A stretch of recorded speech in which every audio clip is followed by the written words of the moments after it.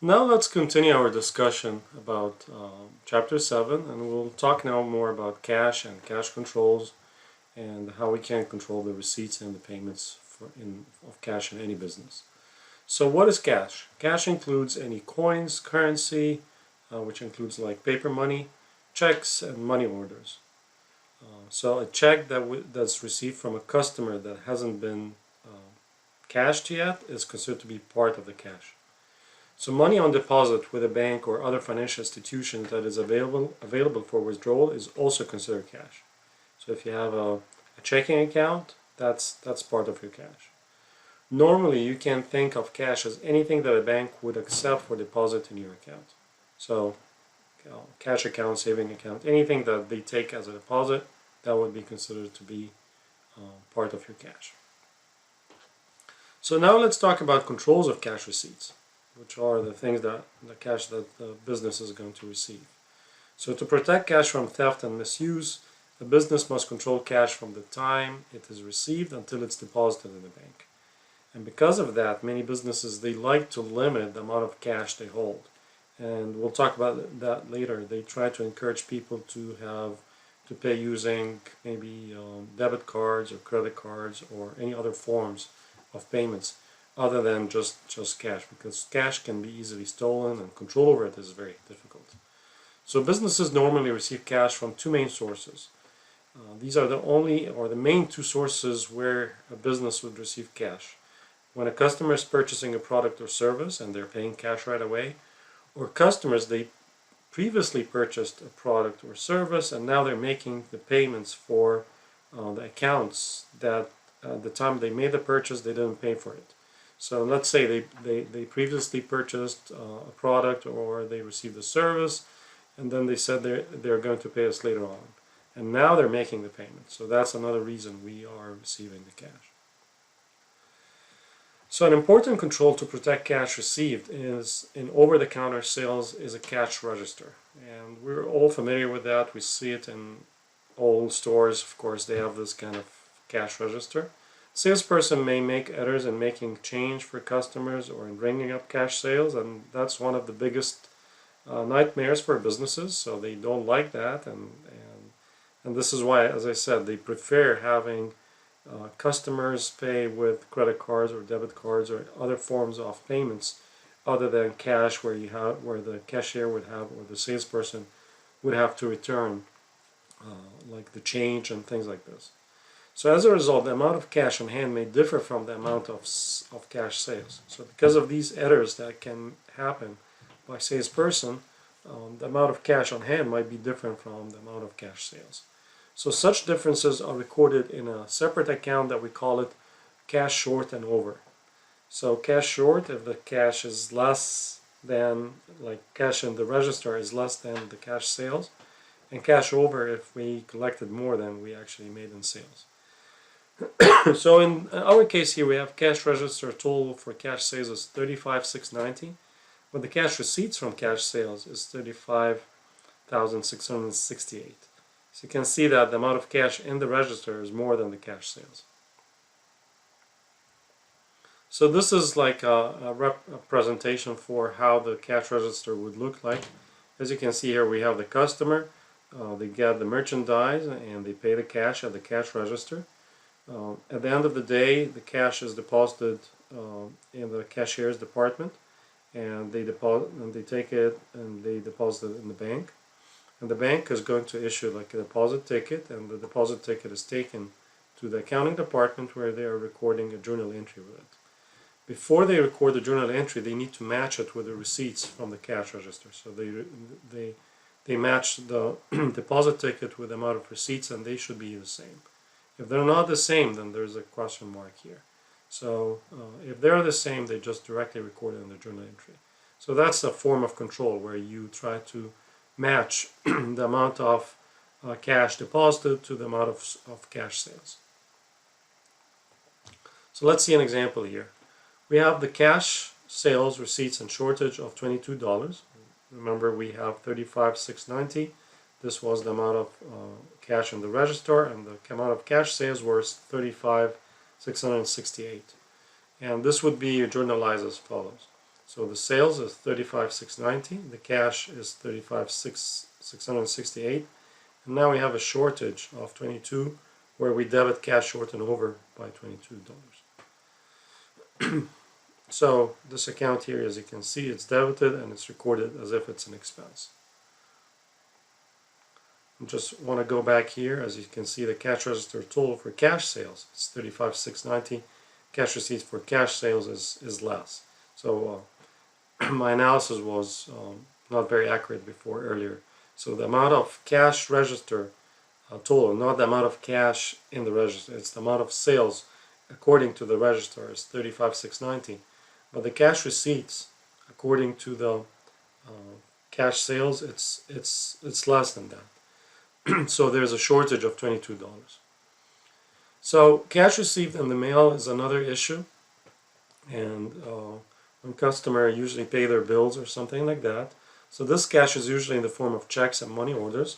Normally businesses would try to encourage their customers and their clients not to send cash in the mail. So they only send like checks or money orders. Most companies design their invoices so that the customer return a portion of the invoice called the remittance advice with their payments.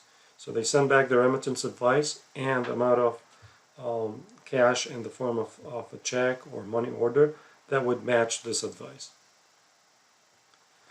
Cash may also be received from customers through ETFs or electronic fund transfers. Companies encourage customers to use EFTs because they're much more convenient, and you get your money deposited right away to the bank. So some of these reasons are EFTs cost less than receiving cash payments through the mail. Because think about it, you don't have an employee that you need to send to the bank, and the cost of like transportation and all these kind of issues. Also, EFTs enhance internal control over cash, since the cash is received directly by the bank without any employees handling cash. And then the EFTs reduce late payments from customers and speed up the processing of cash receipts. Now let's see the control of cash payments. And this is like the other side of the coin. The control of cash payments should provide reasonable assurance that the payments are made for only authorized transactions, so transactions that require us to make the payments, and also cash is used effectively and efficiently. In a small business, an owner or manager may authorize the payments based on personal knowledge. In a large business, it's different. Purchasing goods, inspecting the goods received, and verifying the invoices are usually performed by different employees. So there's a voucher system that's typically used for payments.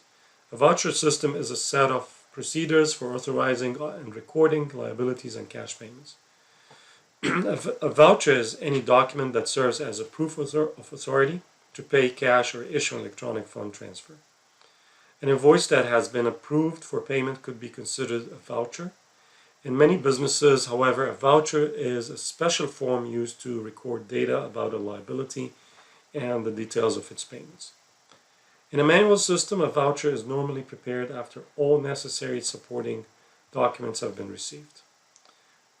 Nowadays, of course, these voucher systems are part of a computerized system.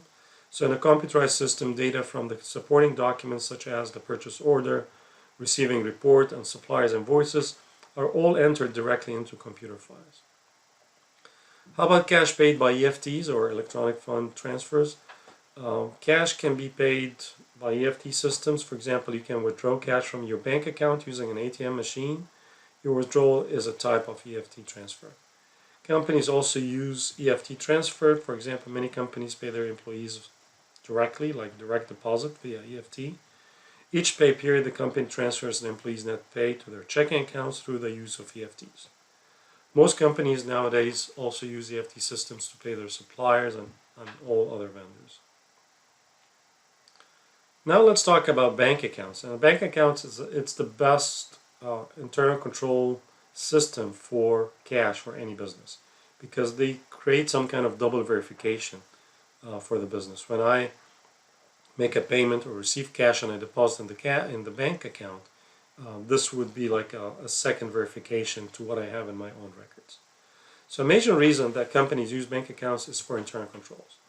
Some of the control advantages of using bank accounts are is that they reduce the amount of cash on hand. You don't want to have a lot of cash in the store or in the business, which is susceptible to theft. Bank accounts also provide an independent recording of cash transactions, as I just mentioned. Reconciling the balance of the cash accounts in the company's records with the cash balance according to the bank is an important control. So the use of bank accounts facilitates the transfer of funds using EFT systems as well.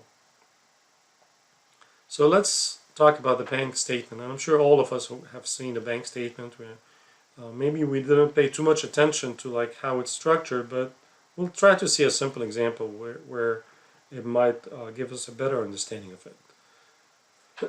So banks maintain a record of all checking accounts transactions. A summary of all transactions called a bank statement is mailed usually each month to the company or the depositor or made available online. And I think nowadays most businesses or even individuals, they prefer the online copy of a bank statement because you don't want it to be sent in the mail and it goes in the wrong hands. So the bank statement shows the beginning balance, additions and deductions, and the ending balance. That's the main purpose. We start with the beginning balance at the beginning of the month, all the additions or the things that added to our balance, all the things that were deducted from our balance, and then how much is our ending balance. So it's very simple. You have a beginning balance, we have pluses and minuses, and then we get the ending balance. And here's how it looks. You can see the name of the bank, the name of the client, and then the number of deposits, withdrawals, and then all the explanations here with their values, the check numbers, and stuff like that. And that what we care about at the very end is the new balance. You see here the new balance matches the very last transaction. So a company's checking account balance in the bank records is a liability. And this is something that many people don't see it. From our perspective, cash in the bank or our cash is an asset. But from the bank's perspective, once we deposit the cash in the bank, from the bank's perspective, this is a liability. So remember that. A company's checking account balance in the bank records is a liability. And that's why whatever we see as an asset that should be recorded on the debit, the bank looks at it as a liability and it's recorded on the credit. So in the bank's records, the company account has a credit balance. See, that's the key thing here. It has a credit balance. It's not like us. We have cash, then the cash is recorded as an asset, and it's on the debit side. But for the bank, this is a liability, and that's why it has a credit balance. Because the bank statement is prepared from the bank's point of view, a credit memo on the bank statement indicates an increase or a credit to the company's account. Likewise, a debit memo entry on the bank statement indicates a decrease or a debit in the company's account. So here we have an example. You can see that this is the company records. We have the asset, which is cash in the bank. We have the balance at the beginning of the year, and you can see it's on the debit side. Any increase in that asset is recorded on the debit. Any decrease is recorded on the credit. For the bank, it's a liability for whatever the company's name, and the balance also usually shows on the credit side because if it's a positive value, and the increase in liability would be supported with credit memos like EFT deposits, note receivable collections, loan proceeds, interest earned, bank errors if there's any, and then debit memos would be the reduction of the cash balance on the debit side. So you can see it's an image from what we have in our bank, on our records, I mean. So for the company, an increase would be recorded on the debit, but for the bank, it's going to be recorded on the credit side. Okay.